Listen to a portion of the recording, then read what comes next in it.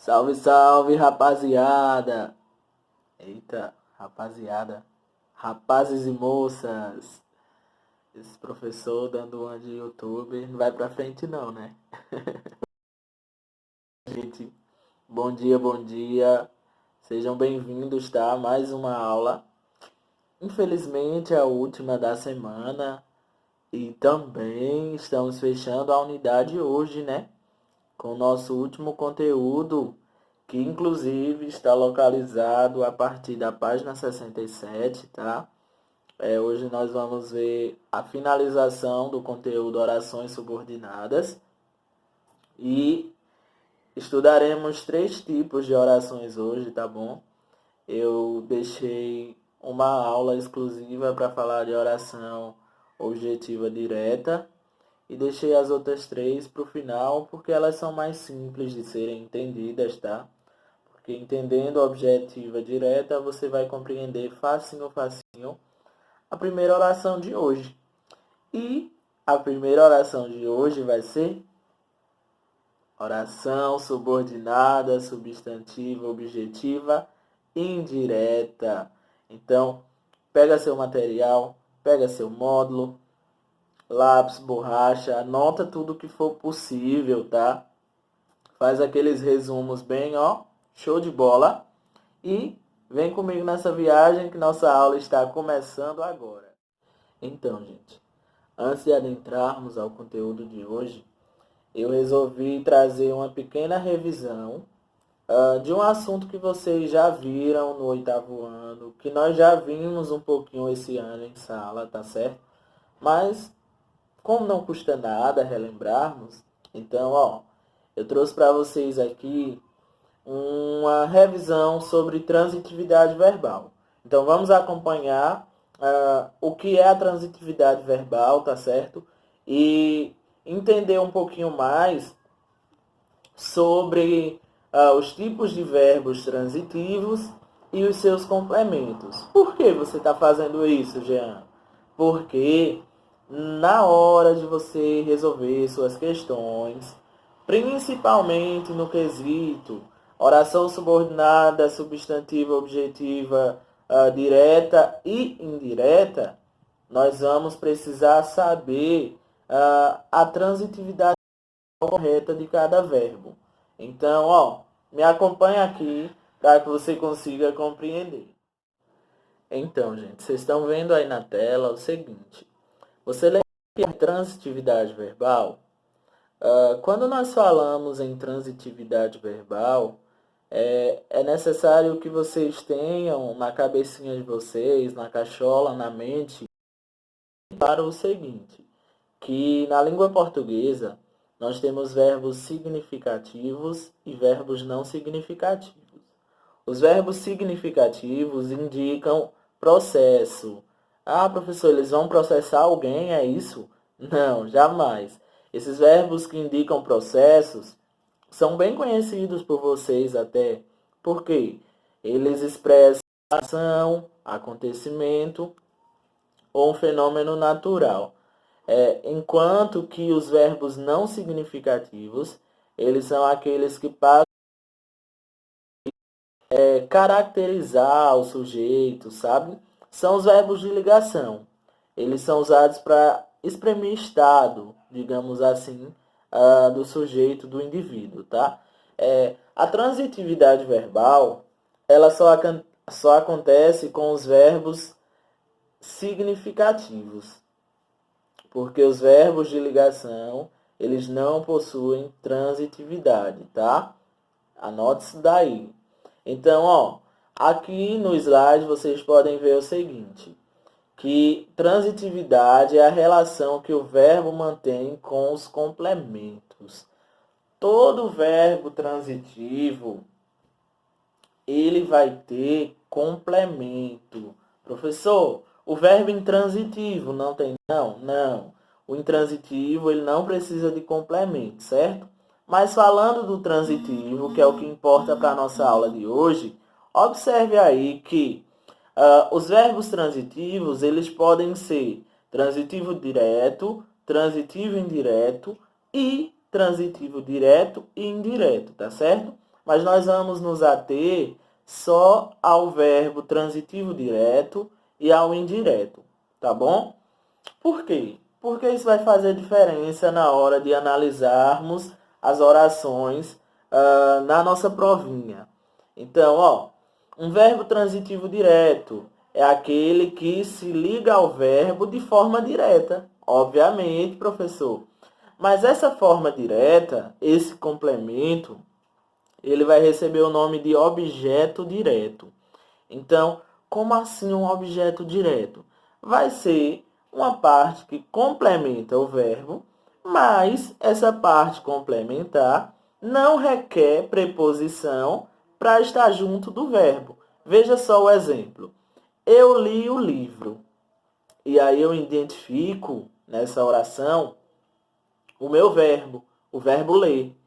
Quem lê, lê algo, não é isso? Então, se eu leio algo, eu me pergunto logo, eu li o quê? O que foi que Maria leu? O que foi que João leu? Leu o livro. Então, o ler funciona como objeto direto do verbo ler, tá certo? Não vão achar que é do sujeito, não. Sempre do verbo. O verbo transitivo indireto, por sua vez, ele liga-se ao verbo de forma indireta. Como assim? Por meio de uma preposição, pessoal. Essa preposição vai ligar o verbo com o restante do objeto. Por isso, de ser chamado de objeto indireto. E aí, olha o exemplo aqui abaixo. Eu assisti à palestra. O verbo assistir, no sentido de ver, tá certo? Ele rege preposição a. Então, quem assiste, assiste a. Aqui nós temos o exemplo da crase, tá? Do acento indicativo de crase nesse a, porque aí houve a junção de quê? Da preposição do verbo assistir, regida pelo verbo assistir, mais o artigo feminino, que antecede a palavra aí, palestra, tá certo? Então, eu assisti à palestra. Então, eu tenho aí nesse trecho em vermelho um objeto indireto.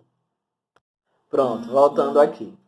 Agora que já temos essa noção de transitividade verbal, relembramos, né? Vamos agora entender o conceito do que é uma oração subordinada, substantiva, objetiva, indireta. Tá certo? Ela serve para quê? Para exercer a função de objeto indireto do verbo da oração principal. Então, eu tenho lá o meu período composto, né? Que é formado por uma oração principal e uma oração subordinada. E nessa oração subordinada, ela inteira vai funcionar como objeto indireto para o verbo da oração principal. Se é para o verbo da oração principal, Jean Anderson, você quer dizer que esse verbo é transitivo indireto. É isso, tá? Note isso daí. O verbo da oração principal, nesse tipo de período, ele vai ser transitivo indireto. E aí, esse tipo de oração é geralmente precedida de preposição. Por que, professor? Geralmente precedida de preposição. Ora, se há um verbo transitivo indireto, todo verbo transitivo indireto, ele pede preposição. Exemplo, eu preciso de. Eu gosto de. Então, veja, eu assisto a. Eu falo com. Então, veja, aqui nós temos preposiçõezinhas que acompanham esses verbos, tá bom? Mas vocês vão encontrar, em muitos casos, tá? Exemplos de orações subordinadas, objetivas e indiretas que, não apresentam a preposição, galera. E se liguem, tá? Porque muitas questões em vestibulares, em concursos que um dia vocês prestarem, vocês vão lembrar disso. que as bancas, elas costumam retirar, retirar mesmo, como pegadinha para você escorregar na casca de banana, tá? A preposição. Ou seja, em muitas orações a preposição vai ficar subentendida. E isso, gente, além de ser proposital, ela também quer mostrar que, por exemplo, você conhece o verbo transitivo indireto, E aí, ao se conhecer esse tipo de verbo, você sabe que ele pede uma preposição, tá bom? Mas muitas vezes em nossa fala, nós deixamos mesmo de falar essas preposições. É o que vocês vão ver nos exemplos a seguir. Pronto, analisem a seguinte oração. Gosto de sua companhia. Quem não gosta de estar bem acompanhado, não é verdade? Seja de um amigo, do familiar da gente. Enfim, é bom sempre termos uma boa companhia por perto. Então, gosto de sua companhia. Vejam, o verbo gostar, ele é classificado como transitivo indireto. Daí a sigla VTI, tá certo? Verbo transitivo indireto. Porque quem gosta, gosta de. Então, se eu gosto de, esse dezinho aí, é uma preposição. Então, sua companhia, junto com a preposição de, vai ser objeto indireto do verbo gostar, tá bom? Do que é que você gosta, ou de que é que você gosta, ou de quem é que você gosta, de sua companhia, tá bom? Agora nós vamos ver aquela oração de um período simples que foi transformada num período composto, que é quando eu tenho duas orações. Agora eu tenho nesse período composto uma oração principal chamada de OP e uma oração subordinada. Mas aí eu quero analisar com vocês cada partezinha dessa oração, sintaticamente falando. Então, gosto que você me acompanhe. Lá no outro exemplo, gosto de sua companhia. Veja que agora, houve algumas mudanças aqui. Então, gosto que você me acompanhe. O verbo continua sendo transitivo indireto. Na oração principal, nós encontramos aí o verbo gostar. E esse verbo é transitivo indireto por quê? Porque ele rege a preposição de, tá? Gosto de. Mas aí no exemplo, observe que nós não temos a preposição de, que foi o que eu falei para vocês. Em muitos casos, as orações subordinadas, substantivas, objetivas indiretas, elas virão sem a preposição. Porque, quando eu falo gosto de que você me acompanhe, eu acho que você estranha, né? Você acha isso, ai, nossa, é tão estranho a pessoa falar gosto de que você, quando na verdade ela deveria dizer gosto que você. Então, tá, as duas formas, elas estão corretas, certo? Na primeira forma, aí de cima, houve o quê? Apenas uma omissão da preposição. Eu não quis colocá-la. Então, gosto que você me acompanhe. Eu tenho a conjunção que serve como termo integrante, tá? Para ligar aí a primeira oração com a segunda. E tenho agora o meu objeto indireto, que é toda essa segunda oração. Que você me acompanhe funciona como objeto indireto. Por quê? Quando eu pergunto para o verbo transitivo indireto, do que é que você gosta, ou do que é que eu gosto de quê? Que você me acompanhe. Então, observe que aí é a nossa oração, certo? Gente, foquem nessa questão de que O objeto indireto, ele complementa o sentido do verbo, tá? Do verbo transitivo indireto. E lembrar que algumas vezes a preposição pode não aparecer em nossa oração. Pronto, observem mais essa sentença.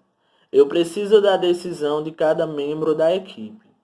Note que nós temos aqui um período simples. Por quê? Porque eu tenho apenas uma oração. Se eu tenho uma oração, eu tenho apenas um verbo. Qual o verbo aí da nossa oração? Acertou quem disse que é preciso. Então, achei o meu verbo. Vou classificá-lo conforme sua transitividade. Precisar é um verbo que rege a preposição de, ou seja, preciso de você, preciso daquela presença, preciso de algo, de alguém ou alguma coisa, tá certo? Então, ó, do que é que essa pessoa aí precisa? Esse sujeito está precisando da decisão de cada membro da equipe. Então, o da é a nossa preposição e da decisão de cada membro da equipe funciona como objeto indireto para o verbo precisar. Agora, observe essa oração transformada num período composto, ou seja, com dois ou mais verbos. Vê lá, eu preciso que cada membro da equipe decida. Aqui nós temos mais um exemplo de período composto. O primeiro termo desse período é uma oração principal. Eu preciso de. Veja, eu coloquei o de aí entre parênteses, porque você pode retirá-lo, que a oração não vai perder o sentido, tá bom? Mas o verbo vai continuar sendo transitivo indireto, perdão. Observe, quem precisa, precisa de algo, não é verdade? Então, do que é que eu preciso? Que cada membro da equipe decida, ou de que cada membro da equipe decida. Observe agora que esse de que cada membro da equipe decida é o nosso objeto indireto. Se ele todo é um objeto indireto, então aí é a nossa oração subordinada substantiva objetiva indireta. Por quê? Porque ela está completando o verbo transitivo indireto, que é o verbo precisar, tá bom? A segunda oração, a subordinada, ó, completando o sentido da primeira. Porque o verbo precisar pede o quê? Um objeto indireto. Pronto, segundo momento agora da nossa aula, nós vamos ver a respeito da oração subordinada substantiva completiva nominal. Isso mesmo. E aí, professor, quando você fala em oração subordinada completiva nominal, o que é que você está querendo dizer? Eu estou querendo dizer a vocês que é aquela oração que vai exercer a função de complemento nominal, ou seja, complementa o sentido de um nome da oração principal. Esse nome que vai ser complementado, que vai ser completado, geralmente vocês vão ver que caracteriza um pouquinho desse nome, tá? E aí, nós vamos ver também que o complemento nominal, a oração completiva nominal, assim como a anterior que nós acabamos de ver, também vai ser introduzida por uma preposição. E aí é necessário que vocês tomem muito cuidado para que vocês não confundam uma com a outra. Como assim, professor? A objetiva indireta nós vamos ter um objeto que vai complementar o verbo transitivo. Então, na completiva nominal, não. nós vamos ter um complemento que vai complementar um nome, um substantivo, um adjetivo, talvez, tá bom? Ela vai complementar o nome da primeira oração, que é a oração principal. Analisem os exemplos abaixo. Eu não tenho medo do escuro. Observa comigo aqui o seguinte, ó. Eu é o nosso sujeito, né? Então, tem um advérbio de negação, não. Tenho aqui o verbo tenho, pronto. O que é que eu não tenho? Eu não tenho medo. Aqui o nosso verbo é transitivo direto, tá bom? Quem tem, tem algo, tem alguém, tem alguma coisa. Mas isso não é o que nos importa no momento. Porque agora eu não quero mais analisar verbo, eu quero analisar o nome. Porque na oração que nós vamos ver já já, a completiva nominal, é do nome que eu preciso estar focado. E aí, veja só, eu não tenho medo do escuro. Medo aí, a palavra medo é um substantivo. O que é um substantivo? É um nome, não é verdade? Então, ó, observe que do escuro está completando o sentido de medo. Quem não tem medo, quem tem medo ou quem não tem medo de alguém, não tem medo de algo, tá certo? Quem tem medo de alguém ou tem medo de algo. Observa que a palavra medo rege aí uma preposição, que é a preposição de. Então aqui eu vou ter um complemento nominal para deixar essa palavra, ó, mais completa para o leitor, tá certo? Eu não tenho medo. De que, Gé Anderson? Do escuro. Sou um menino corajoso, ó. Agora aqui embaixo, eu trago para vocês uma oração que nós vamos ter um período formado por subordinação, perdão. Nós vamos ter um período formado por subordinação. Professor, o que é isso? Tu tá confundindo a gente. Agora aí abaixo, vocês vão notar que nós temos um período composto. E isso mesmo, formado por subordinação, né? Porque eu tenho uma oração principal mais uma oração subordinada. Olha só. Eu não tenho medo de que fique escuro. Transformei o período simples em período composto. Facinho, facinho. Olha só. Coloquei. Veja, nós temos aqui agora uma conjunção integrante. Estão vendo? Ó, que é conjunção que está ligando uma oração à outra. Medo do escuro. Eu coloquei aqui que fique escuro. E agora observa, ó. Eu não tenho medo é a nossa primeira oração. De que fique escuro é a nossa segunda oração, tá? Eu não tenho medo, OP, oração principal.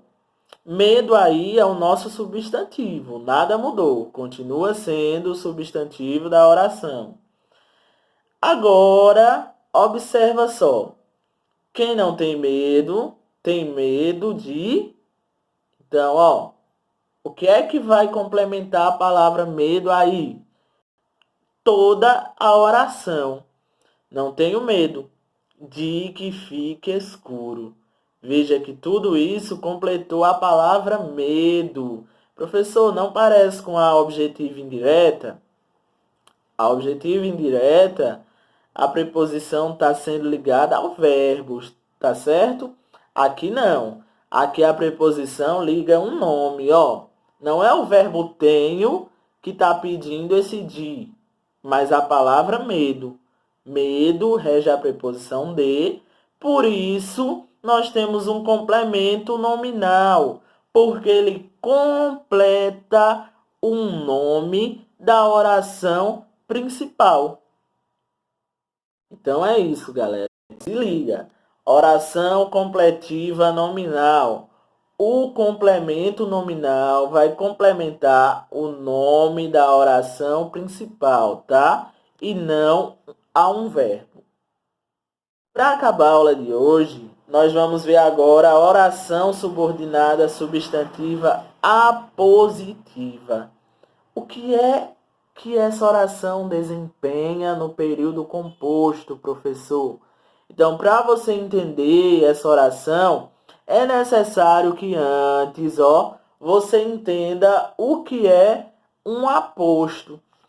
Na oração subordinada substantiva apositiva, vocês vão perceber que ela exerce a função de, digamos assim, aposto para algum termo da oração principal.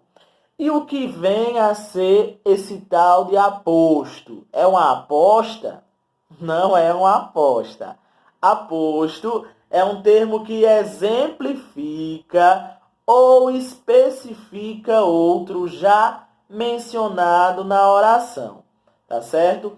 Então, toda vez que eu for especificar um termo ou exemplificar esse termo que eu já citei anteriormente, eu vou usar um aposto. Eu vou trazer informações, digamos assim, para complementar mais ainda aquela informação que eu já citei para vocês. Por exemplo, eu posso dizer assim para vocês, Jean Anderson, vírgula, professor de português, vírgula, está ensinando o conteúdo oração subordinada substantiva apositiva. Note que quando eu me referi a Jean Anderson, eu coloquei uma informação para especificar que Jean Anderson era esse. Essa informação pode ser chamada de aposto, tá? G. Anderson, professor de português, está ensinando, tarará. Note que se você tirar esse aposto, a nossa oração continua tendo sentido. G. Anderson está ensinando. Então, o aposto, ele vem para, digamos assim, atribuir significados a mais, características, especificações a mais a um termo da oração. Observem agora a esse exemplo. O professor foi bem claro. Finalizem as atividades do módulo. Observem aí que finalizem as atividades do módulo faz referência ao quê? Ao que o professor deixou claro. Então, bem claro, eu trago aí uma especificação para esse termozinho bem claro. Finalizem as atividades do módulo. Tudo isso pode ser considerado um aposto, porque traz uma especificação para algum termo da oração. Agora, observe essa segunda oração. O professor foi bem claro que as atividades do módulo fossem finalizadas. Note aqui que, após a oração principal, agora eu tenho aqui uma oração subordinada. E essa oração subordinada, ela por completa, observe aí, está funcionando como aposto para a primeira oração. Então, oração subordinada substantiva positiva funciona como um aposto para segunda oração. Que as atividades do módulo fossem finalizadas. Algo a se perceber também é que antes da conjunção integrante aí, nós vamos ver que a oração apositiva, ela também tem dois pontos. Então, é algo a vocês perceberem, tá? Algo que vocês percebam no momento que estiverem fazendo os exercícios, fazendo nossa prova, tá? A oração apositiva costuma vir com esse sinal de pontuação aí, os dois pontos. Então, espero que vocês tenham conseguido entender, tá? façam as atividades destinadas, treinem bastante para que o assunto consiga fluir mais. E qualquer dúvida, não hesitem, venham me procurar, tá? Que eu vou retirar as dúvidas de vocês, tá certo? Então, ó, abraço. Terça-feira, tá? Antes de terminar, terça-feira nós temos aula interativa.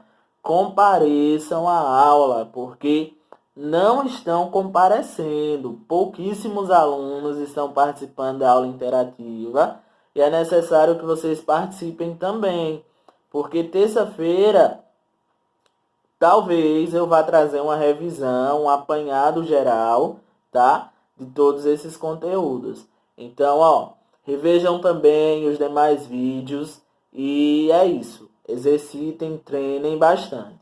Tchau, tenham um bom final de semana.